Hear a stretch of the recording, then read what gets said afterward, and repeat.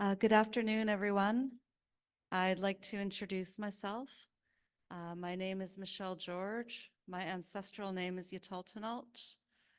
I'm a descendant of the Squamish Nation, and I've resided in the Tsleil-Waututh Nation for the last 40 years. I've been working as the CEO of Metro Vancouver Aboriginal Executive Council for the last 3 years. I'm very happy to welcome everyone here today. I participate at NUICC as often as I can, as well as with the BC coalitions and, the work that we do at MVAC. We work quite a bit with our membership makes up of the 24 urban Indigenous organizations in Metro Vancouver. And we have policy forums, roundtables. We do our best to strategically plan together as executive directors and CEOs of organizations serving up to 70,000 urban Indigenous people here in Metro Vancouver. I'm very happy to be here this afternoon with Ginger. And, at MVAC, I often ask Ginger, reach out and ask her to help me achieve my mission and my mandate. I have great respect for the values that you bring to your work. And I always really enjoy working with Ginger and having your innovation and your support on the different projects that we do together. So thank you and welcome. We'll let Ginger introduce herself. Great, thanks, Michelle. Hi, everyone. Good to see you. I think you made the snow stop, so thank you for that, because this is Vancouver. I think it's snowy everywhere else in the country but here. My Nisga'a name is Gosnell-Myers. I am also Kwakwak'awakw. I'm a member of the UNDRIP First Nation on Quadra Island. I grew up as a fisherman's daughter, so even though I lived in my home community of Gitlik-Damix for my childhood, I always felt like I was away from home. And so living in Vancouver for the last few decades just felt like such a natural progression. And my background for the work that I have done has been really around leading research on Indigenous peoples and cities and working with municipalities to turn this research into policy change. And very recently, now that I'm no longer working for the City of Vancouver, I'm working with urban planners and developers and organizations to bring Indigenous knowledge into how they create their buildings and neighborhoods, because I feel like it's really important that we see Indigenous culture reflected in our cities, because we have a lot of communities in our cities that are very prominent, but Indigenous peoples aren't. And so that would be both the cultures for Musqueam, Squamish, and Tsleil-Waututh, but also here in East Vancouver, we have our significant urban Indigenous community, right? And so I know that there have even been plans in the past to have this neighborhood here be the official urban Indigenous village for the City of Vancouver.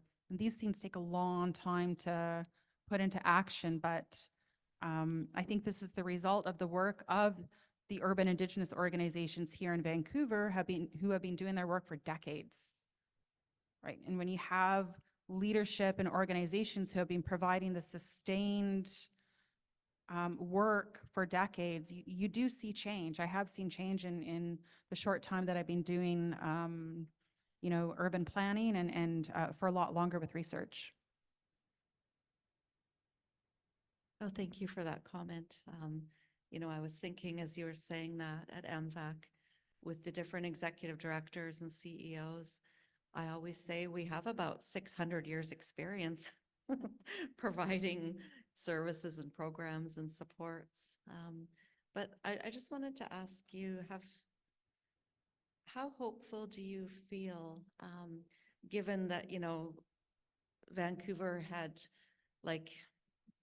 identified itself as a city of reconciliation, and now the province has legislated UNDRIP, and how hopeful do you feel about the urban Indigenous input and going from providing programs and services to, you know, supporting policy changes. And, you know, what have successes have you seen over the last 20 or 15 years since you've been at the city and since you left?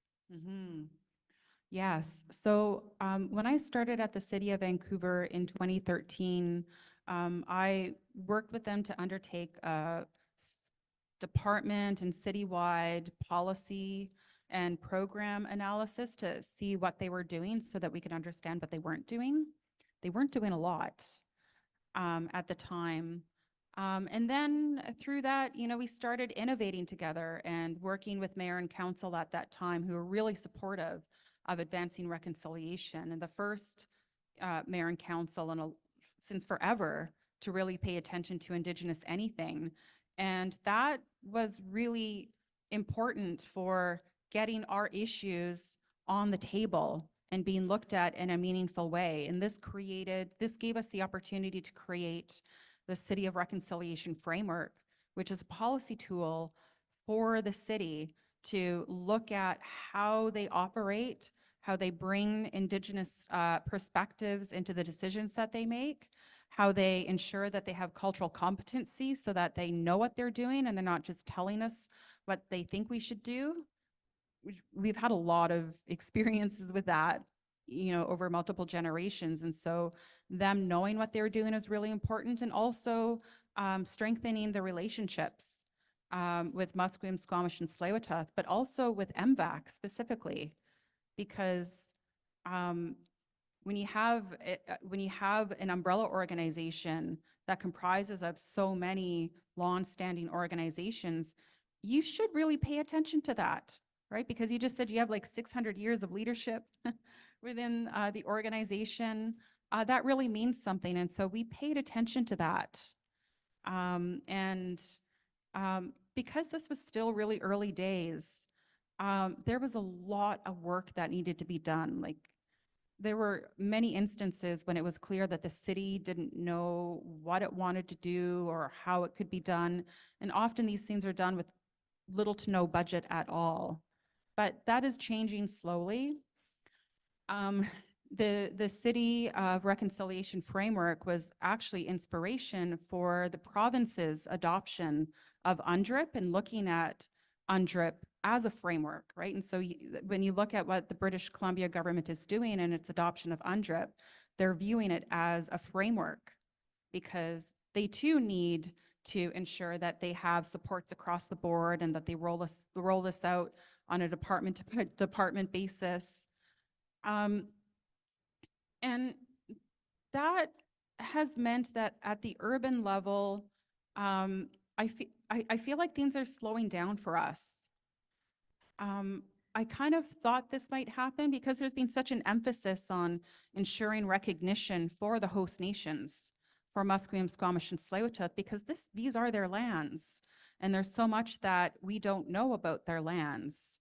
There are place names here, there are stories everywhere that nobody knows about, right? And so it just felt really natural that at some point, more emphasis was going to be put on understanding how these unceded territories have been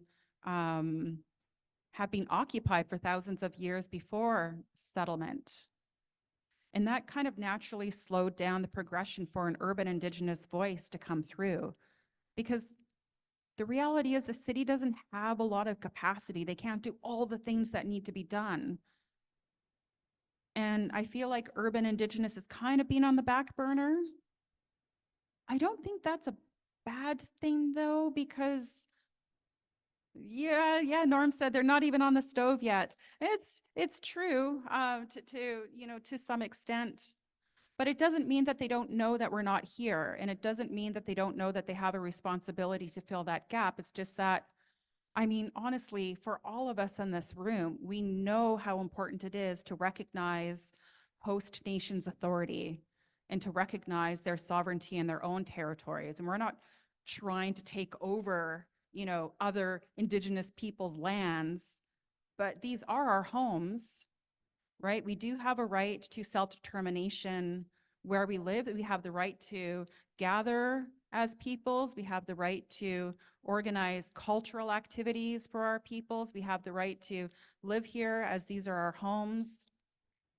But, you know, we still don't know how to have right relationships with host nations either, right? And so that's a bit of the gap. Maybe, you know, and Michelle, I know we've had this conversation a lot over the last few years, is, you know, that expectation for the city to get better at having a relationship with both host nations and the urban Indigenous community. But for the urban Indigenous community, you know, we should be actively engaging to have right relations with host nations as well, right? And what does that look like? So that as we are here, we can live, I don't know, not skirting around these questions, right? Because we have strong relationships with one another. You're a strong Squamish woman. You have been a leader in our urban Indigenous community for a long time. We have a lot of host nations individuals who are leaders in our urban community here as well. So it's not like these relationships don't exist, but I think there is this need for those more defined protocols in place so that we know exactly how we can go about our business. And once we sort things out amongst ourselves, maybe we can start to see more progress at the city level and maybe at the provincial level as well.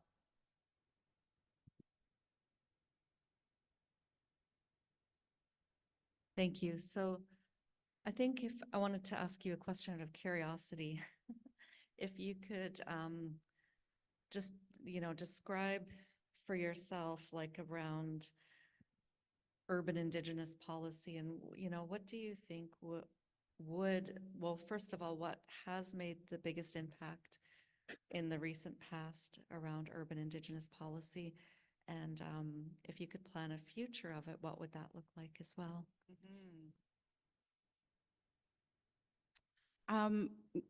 When I was at the city, you know, we had the work of trying to find, I don't want to say like distinctions-based approach to policy, but recognizing that how we were going to work with host nations was different than how we were going to work with the urban Indigenous community. Because working with host nations involves work like recognizing place names, recognizing places of importance, recognizing historical usages of the land, recognizing appropriate ceremonies for certain times of the years for, you know, certain areas of the land, right? It's all comes back to how the land has been used and lived in for thousands of years and ensuring that that self-determination was recognized. And we don't have that as urban Indigenous peoples. Like, yes, we have our stories, but they're not the same as, you know, like putting a flag in the ground and saying like, this is the place that, you know, we have occupied, I don't know, since, you know, the 70s in some cases. um, and, and so looking at urban Indigenous policy as being more services oriented and programs oriented seemed really practical because that was the significant gap. That was the jurisdiction and the responsibility for the city of Vancouver that they weren't fulfilling. They're providing services and programs for every other Vancouverite under the sun except for us because they thought that we were falling under the jurisdiction of the federal government and sometimes the provincial government. So, you know, we were never at the table in that regard. And just providing something as simple as saying, well, maybe we should look at the relationship with the urban Indigenous community as being mostly services and programs oriented because that is what we are supposed to do and that's what we haven't been doing, was a really good place to start because a lot of those funds that the city uses to deliver those services were already in place. And it was just a matter of repurposing them and finding ways to bring Indigenous access into that stream. And the city wasn't ready to have this kind of conversation before I came on board because they didn't know how to create wise distinctions between the urban Indigenous population and host nations, right? And so they didn't know where to start. And so being able to be clear to say this is how we should be starting to work with urban communities, was super helpful. Now the city has moved into their own UNDRIP framework. And again, they have been focusing on host nations, which for all the reasons that I've described makes a lot of sense for a lot of reasons. But at some point, you know, as we've been hearing throughout this day, we cannot forget that we have significant populations of Indigenous peoples here who also have a right to self-determination and to culture and identity in ways that like we don't fit anywhere else, right? And so that's the part that we have to figure out at that city level. And I just don't think they're prepared for that yet, right? That's the gap. No, I agree. And I think, you know, something you touched on earlier is I think we just have to build our own relationships and define what that's going to look like between urban population and the host nation communities. And then we tell all levels of government and yeah, so.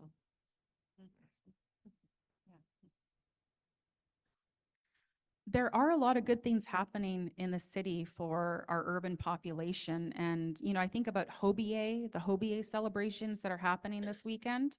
Like one of the largest Indigenous celebrations in Western Canada.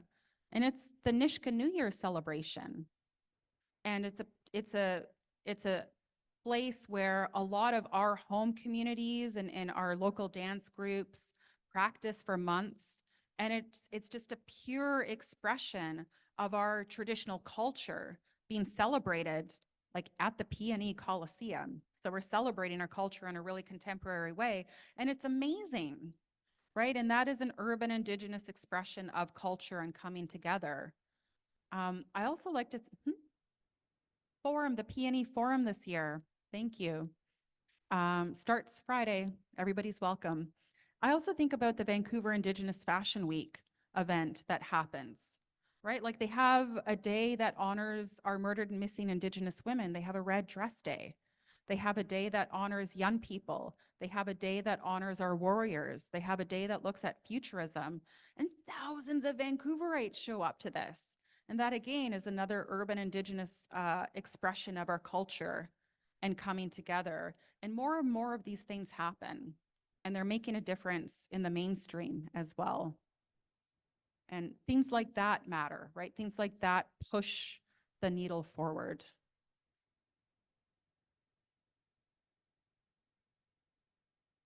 Are people going to ask Ginger questions? I knew there would be.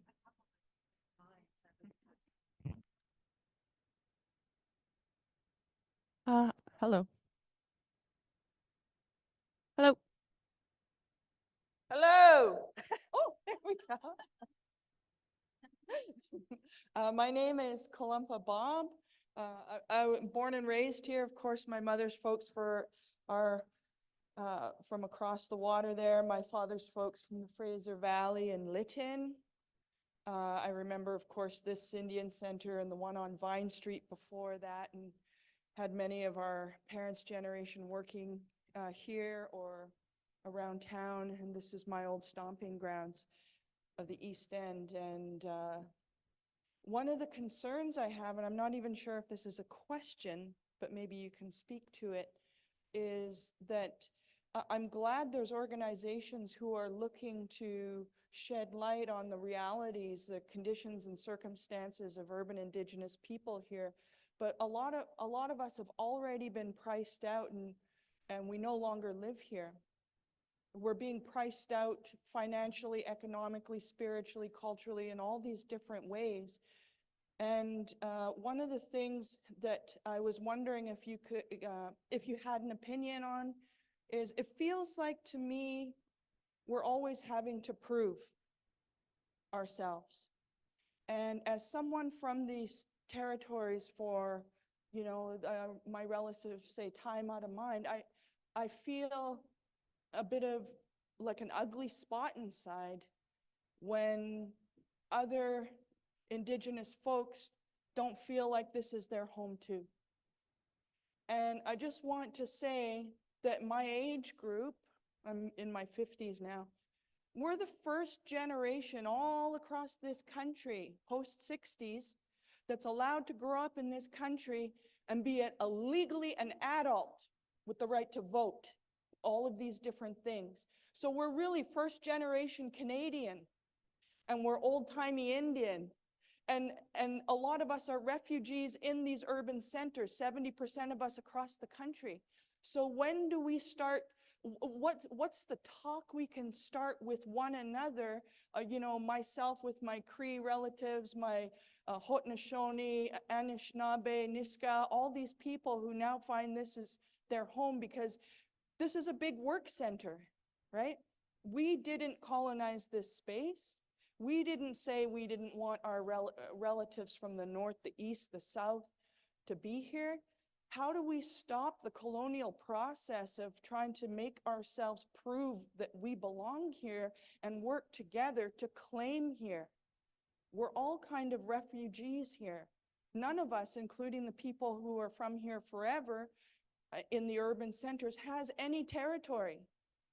We are landless, waterless, Indians, or that's how I feel. So what are some of the things that we can all do to come together? I don't know if refugee is the right word, but we're all here.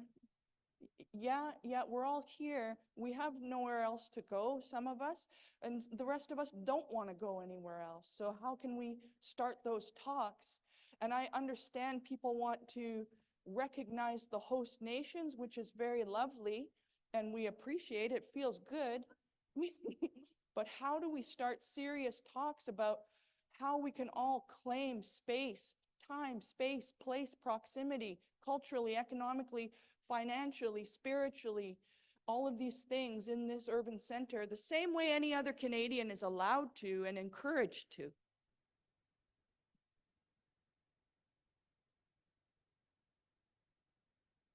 Yeah. So well said. So well said. Thank you for that. I agree, right?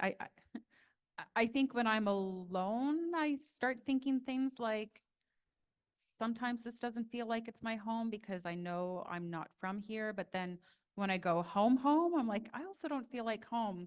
And I think that's just part of our, I say our, but maybe like my healing and my connection, because I know when I come together in groups like this, and when I come together with my friends and our community events, I don't feel like I don't belong. Right. And so maybe it's just something that our generation is going to have to deal with. And again, this is not an answer. It's more of a comment to your comment, right? Because we do belong here. And there are ways that we come together and celebrate who we are that are really incredible, and they uplift us and they keep us going, and they're good medicine, and we have to keep it going. And for, you know, all of the other things that need to be dealt with, like the affordable housing issue, right? There are other cultural communities around the city here. You know, I think about the Chinatown community. You know, they have been forming multiple foundations to raise money to buy land and buy buildings and work with the city to, you know, have the land, you know, like worth $1. And, you know, there's all sorts of things that they're doing to ensure that their communities are reflected. And we're so far behind because the impacts of residential schools and colonization were so harsh on us. And I don't want any of us to feel bad for it. It's just our lot in life, right? And we're still fighting, we're here, and everybody here has solutions as well.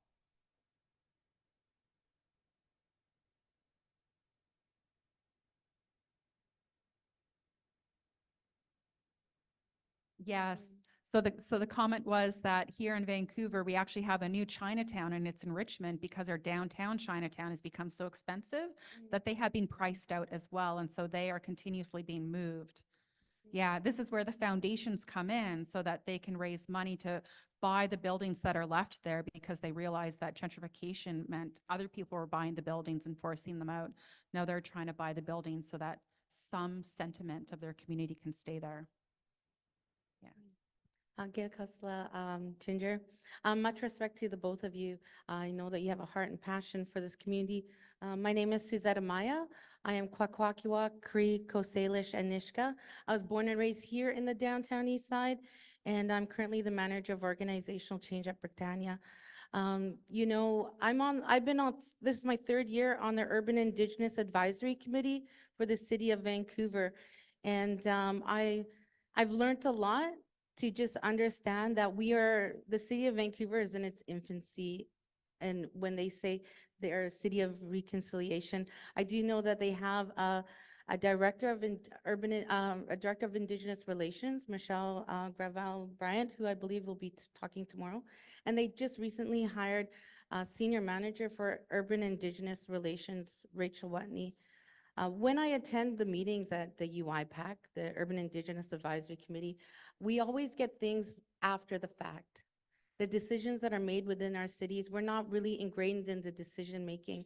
I know that there are Indigenous staff workers that are working in the Indigenous Relations Office, but we're right, we are in the infancy, and I'm really grateful for MVAC and all the leadership in the room to help bring these conversations, because it's community members like yourself that give urban Indigenous peoples a voice. You know more than anybody, the MVAC and all the organizations that are not with MVAC that service Indigenous people, what our needs are. And I think that we have to have more engagement like this to bring it to the city. What I can recognize in my relationship is that this mayor and council is more about development and not about the social. We are getting priced out. We're seeing new buildings come, and then at the same time, our heart is conflicted because I love and care for the three host nations. I've been born and raised and played soccer with the nations. I've grown up with all my peers who are in leadership now. And finally, they have a voice and they're reclaiming territory. So it is really difficult for many of us who've been displaced. But I'm really appreciative of the MVAC, and I just hope that we all have more opportunity to share, because our voices collectively, we can be self-determinant and create those foundations within our own city. Because I think that we can start creating those foundations to have our own communities, to build stronger relationships, because they're not going to do it for us. We have to do it for ourselves.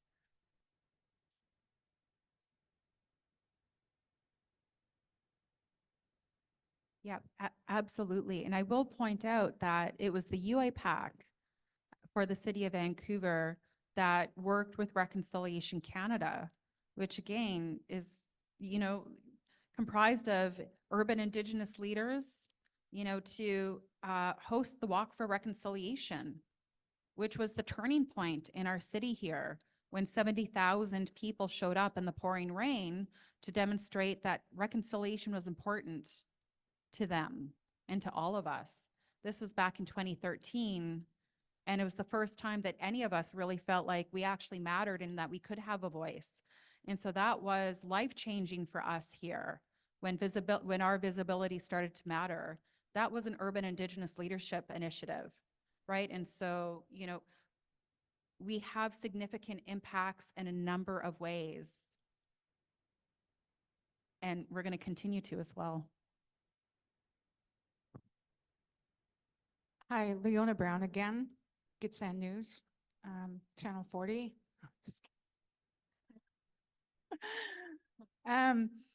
It's more of a comment, I think, for everybody to understand, like how much we want to engage with the three nations here in Vancouver. And I agree, refugee is a good term to use for us people that are not from any of these nations but live in this space. That's how we can come to terms with how to understand and live in their spaces and their protocols. But I found through my healing journey, resurfacing history with Jolene Andrew, we had a conversation, or we tried to have conversations with three nations to do the work that we wanted to do. And only one person who, from Musqueam, his Indigenous name was Kwakwak'awakw. I only remember because it sounds like question. But he gave some great advice of saying that we need to do what we have to do in this city however we can, and with whatever resources that we can. But I think we're getting into political era as we're getting older now, and we need to engage in these conversations. It would be great to see all these Indigenous organizations start creating funding to allow community to come together over food, and let's talk about what is bothering you. I ran for mayor in the last election, and I found a lot of people voted because they saw that I was Native, and that encouraged them. In the downtown east side, I hit it a lot downtown. And I know because I live in the grassroots, I'm on welfare. I had 3 kids. I was involved with the welfare system for the longest time. I've had all the hardships and everything, so I know and understand what Indigenous people need. And we need a voice. And we've been so colonized and so oppressed. Residential school broke our parents, our grandparents, and in turn broke us because we don't know how to speak up. And we need to encourage that from each other. And again, with the lateral violence, we need to stop that and engage people to be nice to each other. But it would be great if we start being political, gathering these small groups and communities in neighborhood houses to talk politics, what's bothering you, anything. And in talking about these situations, it does help our mental health when we start talking. I think that's all I wanted to say. And every nation I was going to say is that we have to understand they're only a band. It's a government designed band. And we think, oh, the 3 nations in this big city of Vancouver, they must be able to do anything that they want to. They should approve everything that we want. But you know what? Tsleil-Waututh, I sit on the Indigenous Education Council with the Vancouver School Board, and we had a meeting in Tsleil-Waututh territory, and she reminded us there's only like 5 staff, chief and council, and maybe a couple of staff members in that nation. So you can imagine this is the table of one nation, and you get these thousands and thousands of emails every day asking all of you to agree to this. Can you approve this? Can we do this in the city? As protocol, can we do this? Can we build this? Can I speak here? And trying to get that approved through the nations is impossible. So we question, encourage to just do what we have to do. And I think while we're doing that through these small organizations, we have to remember to uplift these nations, making the government in the city of Vancouver that makes billions of dollars, in the city of reconciliation, how much is that going to these nations to support them for the economy that is made on these lands? They should have a whole big office tower by now, all 3 nations, to support the protocols and reconciliation that they need to do. So we need to acknowledge these nations, do what we have to do, however we can, and support funding towards these nations so that they can properly follow protocol and we can follow protocol properly. And I think that we need to encourage our urban Indigenous to speak up and use their voices, because that'll be healing, and that'll be a way of reconciling and moving forward, encouraging our people to, kind of get political. I think I'm rambling now. We're super political here, right?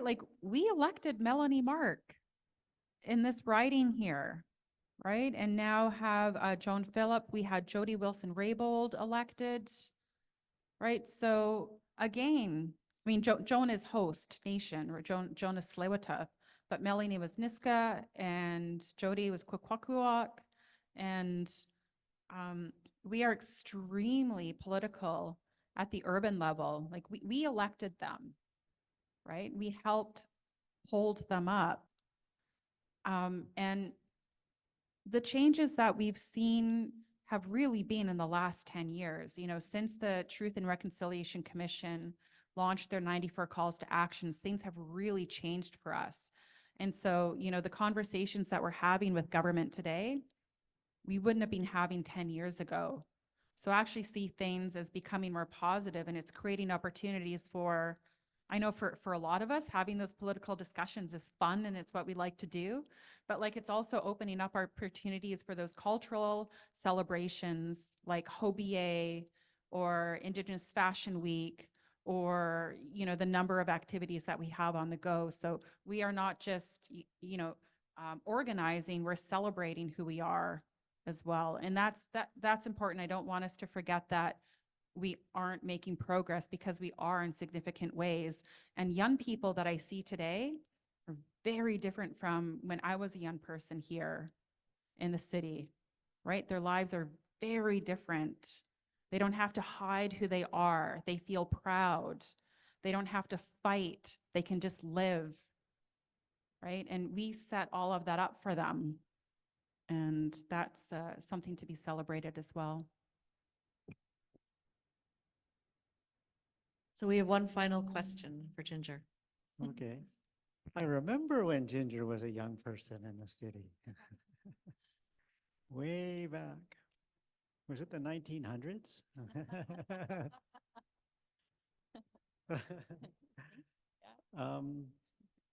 So when are we going to learn how to reject the premise? When are we going to learn how to reframe the message? When are we going to learn how to say, well, especially for me, because I don't have that kind of time to let things go slowly. So in some ways, reframing the message is setting it up in such a way that it's a win-win situation, that we basically explain to the city how they got shafted in this distinctions-based approach just like we did, because the federal and provincial governments just offloaded all the responsibility for urban Indigenous people onto the city. And they accepted it because for some reason they trust the federal government and provincial government more than they trust us. And that's unfounded. The evidence is the other way around. We have to come up with a better way to frame the message to help people understand it and get past the idea that only Indigenous people can understand these things. Because the more I explain it to the groups that I work with now in the communities, the immigrants, the refugees, the poor people, the unhoused, the people facing affordability crises, the more they agree that they're being shafted by these colonized systems just as much as us. And their ancestors have intergenerational trauma due to colonization just as much as us too. And they've been convinced that part of it's our fault, that we want what they have. And we've all been convinced that someone else is going to come and take what we have, when the fact is, this is the second largest country in the world. And it has a tiny population of 40 million people. And for anyone to be poor or hungry in this country is ridiculous, especially because it's not even theirs, it's ours. And if we simply reframe the message to show people that we speak actually on your behalf. And it's a win-win-win-win-win-win situation, except for that top 1% who still controls the 99% of what they control. And that conversation is easy. Who is actually going to successfully defend colonization? And that would be their role. You defend these colonized systems. Great, I'd love that argument. And for those who want to have the conversation about how do we do this and get it done, I'm game for that conversation. We have technology. We can have the conversation almost constantly if we're all on the same group chat. There will be opposition in the long run, and severe opposition, because there is that small group of people who have a lot to lose. But there is the vast majority of people who have everything to gain, and that's all of us. And to me, that's an amazing conversation I would love to be part of. And so, how about you? Yeah. Thanks, Norm. So the city doesn't actually talk to the feds that much, right? I used to work in intergovernmental relations, in the intergovernmental relations department. We like rarely talk to the federal government. And so they're actually not really getting direction. Yes, they're seeing the information come in, but they don't know what to do with it.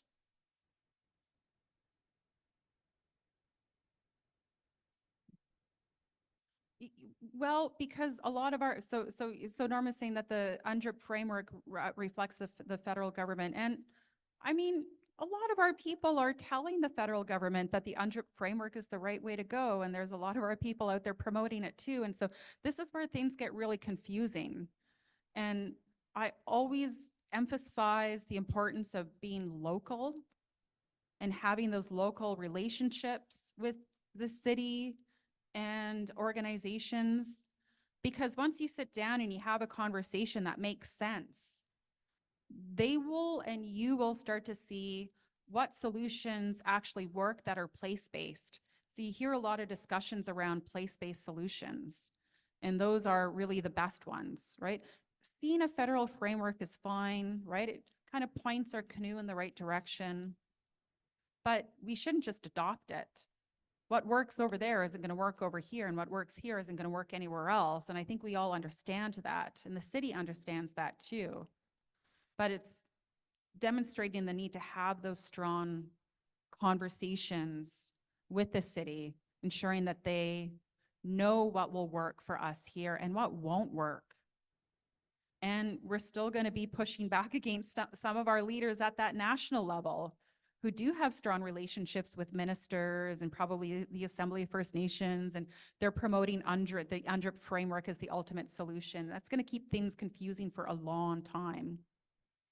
And things are going to move slow. We can't do much about it. But one of the benefits of moving slow is that it gives us time to get things right. Because if we move fast, we're going to skip things, we're going to miss things, people are going to fall between the cracks even more. Then it's going to be our fault. And then, like, did we even know how we ended up here? Right? And so there is a benefit to that incremental change. We just have to be organized, you know, and ensure we know exactly what is happening next step to next step. That in itself is change, right? That in itself is us working towards making that progress happen.